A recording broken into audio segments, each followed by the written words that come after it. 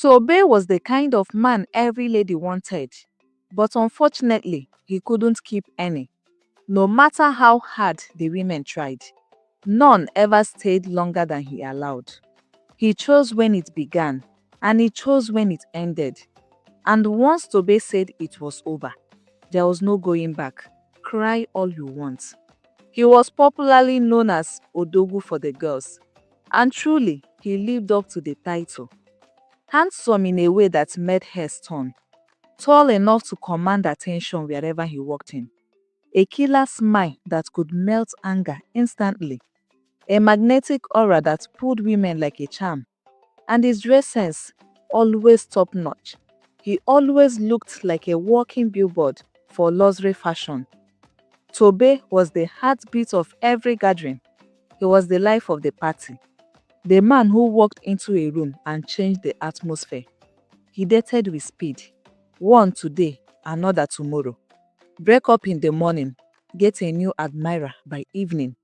Yet, no matter how many hearts he broke, the ladies still wanted him. He was a fantasy wrapped in human skin, and he knew it.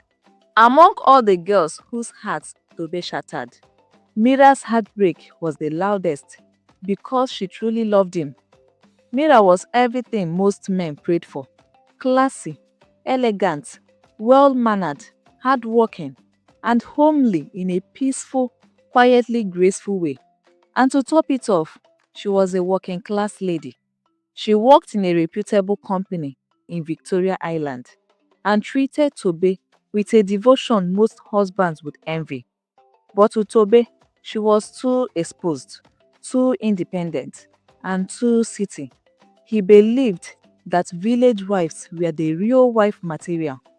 When he broke things off with Mira, she cried so much that her friends even had to call Tobe to curse him on her behalf. But Mira still hoped that he would change his mind. Tobe didn't care. He went on living, wide and carefree, as though the world owed him nothing. When he clocked 33, he woke up one morning and realized he was tired. Tired of the noise, tired of being a playboy. He wanted peace now. He wanted a home. He wanted a wife. So he called the one person he trusted with serious matters, his mother. "Mama," he said, "I'm ready to settle down.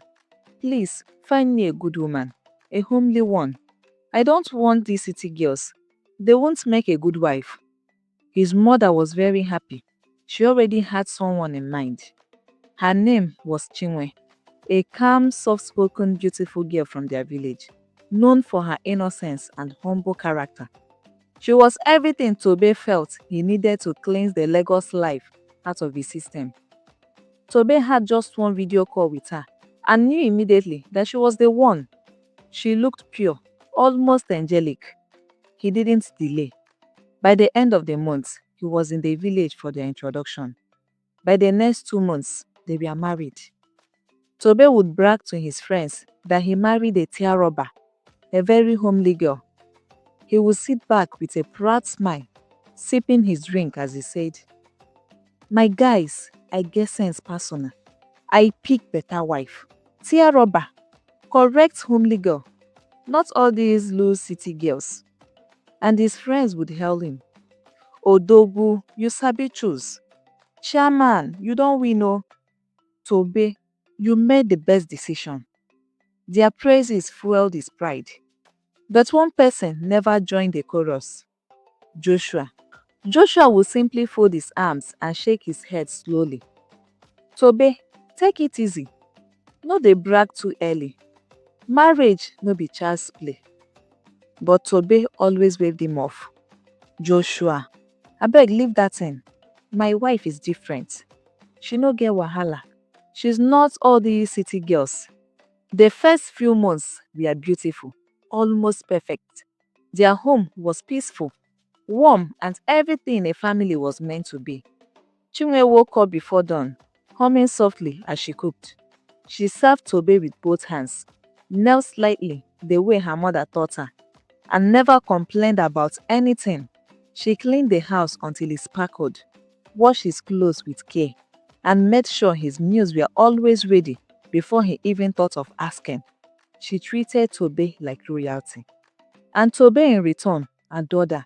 He spoiled her, provided everything she asked for, and even things she didn't know she needed.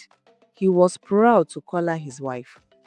Wanting her to be fully educated so he could brag about that to his friends too, he decided to enroll her in a university. When he told her, Chinwe's joy was indescribable. Her smile could have lit up the whole room. At first, university life was everything Chinwe had dreamed of. She loved learning, meeting new people, and even participating in students' activities. She would rush home each evening, eager to share the day's activities with Tobe, her eyes full of excitement. It didn't take long before Chinwe met Laddie.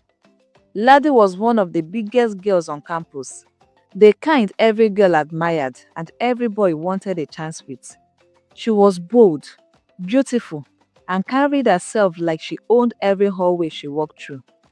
Her clothes were always top tier: designer tops, fitted jeans, expensive wigs, flawless makeup that made her look like she stepped out of a music video. Whenever she walked into class, conversations paused, heads turned, even lecturers adjusted their glasses. Chinwe noticed her from the very first week she started. Laddie had confidence, an unshakable magnetic energy that Chinwe found intoxicating. She was everything Chinwe felt she wasn't: free, daring, glamorous, and completely unbothered by anyone's opinion. Chinwe began to admire her. No, idolize her. She wanted to talk like Laddie, walk like Laddie, dress like Laddie, shine like Laddie. Laddie became her standard of what a successful young woman should be. And Laddie noticed Chinwe too. "You are too fine to be hiding," she told her one afternoon at her class, eyeing Chinwe's modest gown and simple makeup. "This your husband don't use you do housewife finish. My dear, you need to enjoy your youth." Laddie loved the attention she got on campus, and she wanted Chinwe to test that same chill. "Babe, life is too short to be forming good wife. This is 2025. Who marriage help?" Laddie would say, clicking her acrylic nails together as she adjusted her gold necklace. "Marriage is a cage if you allow it. You are fine, young, fresh. Enjoy your life before children tie you down." And Chinwe, who had never been exposed to that kind of thinking, soaked it in like a sponge. You know how it is when someone is newly introduced to a new lifestyle. The excitement can blind you. The rush can overwhelm you. The freedom can make you overdo. That was exactly Chinwe's case. Her dressing changed first. She started dressing like the baddies on campus. Body-hugging dresses, all paired with loud dramatic makeup. Her face now carried bold eyebrows, long lashes, bright lipstick, and layers of contour. Then it moved to her behavior. Chinwe became louder, overly confident, and more disrespectful. The soft-spoken, humble village girl slowly disappeared. She began staying out late, always claiming she was studying. Tobe noticed the shift in her behavior, but he convinced himself it was just a passing phase. But it was only getting worse. Chinwe would argue over the smallest things, unnecessarily, loudly, and without remorse. All the respect she initially had for her husband had gradually faded away. Her once modest dressing turned into bold, revealing outfits that left little to imagination. She started demanding things she never used to care about: expensive wigs, designer bags, fancy shoes, night outings, and money for non-existing group projects. The house that used to smell of freshly cooked meals now smelled of nothing. Chinwe no longer cooked, and on the rare days she bothered to step into the kitchen, she made food for only herself, and she would sit and eat alone, scrolling through her phone with long acrylic nails, laughing loudly at whatever amused her. Tobe, exhausted from work, would return home, hoping for a warm meal or at least a warm welcome. Instead, he would meet her sprawled on the couch, legs crossed, face fully made up as if she were going for a photo shoot, her nails glistening under the light while she giggled into her phone. And whenever he gently asked why she didn't prepare anything for the house, she snapped back without shame. I'm not your slave, Tobe. Please order food if you are that hungry. Tobe was confused, lost, broken. Here was the calm, gentle, soft-spoken girl he married. Here was the heaven he boasted about to his friends. Here was the angel he had brought from the village. He would sit on the bed at night, watching Chinwe take mirror selfies instead of talking to him, watching her laugh at messages instead of asking about his day. He didn't understand the new woman living in his house. The more Chinwe followed Ladi around, the more she tested the freedom of the big girl life. The more she abandoned everything that made her a wife. Her wedding ring became a decoration. Her home became nothing but a place to sleep when she was tired. Her husband became an afterthought, someone she remembered only when she needed school fees or cash to buy something trendy. Chinwe was no longer the calm, respectful wife who rushed to the door to welcome Tobe. She no longer asked if he had eaten. She no longer greeted him. She no longer cared if he was happy or hurting. Instead, she lived like a single girl, a very loud one. She kept late nights. Sometimes she returned. Other times she didn't come back until morning. Her excuse: I went to night class. Don't you want me to pass my exams? If she came home smelling of alcohol, a customer's birthday party. If her phone rang non-stop with men's voices in the background, tutors for their evening class. Even when Tobe knew it was impossible, even when he knew universities did not run evening class till 1 a.m., he swallowed everything because pride was eating him alive. How could he admit he was losing control of his wife?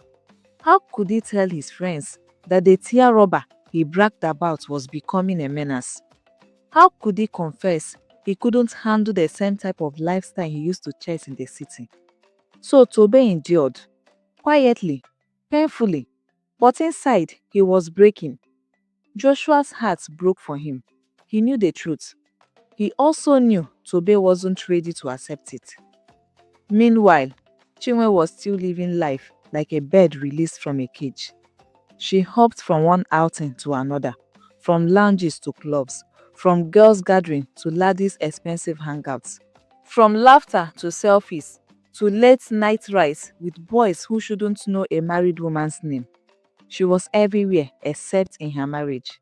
Her phone was always in her hand, laughing, giggling, smiling at messages, replying chats until 3 a.m. Sometimes she would dress up at 8 p.m., spray perfume, and tell Tobe, I'm going for a group discussion. Don't wait up. Group discussion in miniskirts and 6 inches heels, with eyelashes scraping the ceiling. Tobe wasn't stupid. He was just heartbroken. He watched his wife drift farther and farther away, but he didn't know where to begin pulling her back. He didn't know the right words to say. He didn't know the version of Chinwe standing before him anymore, so he kept quiet, waiting for a change. Tobe and Chinwe had been trying for a baby for so long, or so he thought. Every month, he waited with anticipation, praying silently for a little life to grow inside her. He fasted, he prayed, he visited doctors, he encouraged her lovingly, dreaming of holding a child of his own. He imagined the tiny hands, the small laughter filling their home, the family he had always wanted. One morning, Tobe was looking for his car keys.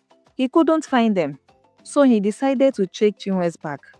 As soon as he opened it, something caught his eyes: a pack of contraceptive pills. His heart stopped. He sat down on the couch, staring at the pack, unable to breathe properly. He couldn't understand. All the prayers, all the hope, all the plans, had it all been for nothing? When Chinwe came back, she saw him holding the pills. Why were you searching my bag? She snapped, clearly annoyed. You can't just go through my things.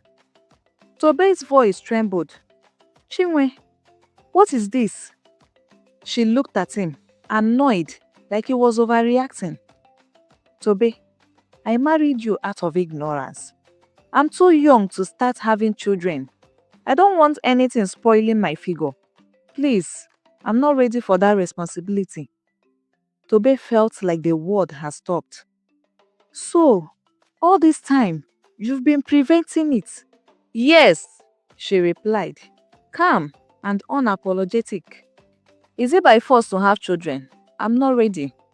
Tobe's heart shattered in slow, jagged pieces. Every prayer he had whispered, every dream he had nurtured of holding his child in his arms, every hope he had pinned on her, all of it had been wasted efforts. For the first time in his life, he felt the raw, bitter taste of regret. He had wanted a family. He had wanted love and loyalty. And he had missed it all, blinded by his own assumptions and desire for control. He realized then that the calm, obedient village girl he had married was not the answer he had sought. In that moment, he thought about Mira, the calm, kind lady whose heart he had broken. Mira, who had loved him honestly and patiently. Mira, who had dreamed of a family just like he did. Suddenly, Tobe realized that sometimes the simple, genuine love you reject is the love you actually need. He thought about his past arrogance. He thought about Mira praying for him while he chased shadows. He thought about the mockery he feared from his friends. Most painfully, he realized sometimes it is the village girl that will show you pepper more than the city girl. Life had come full circle.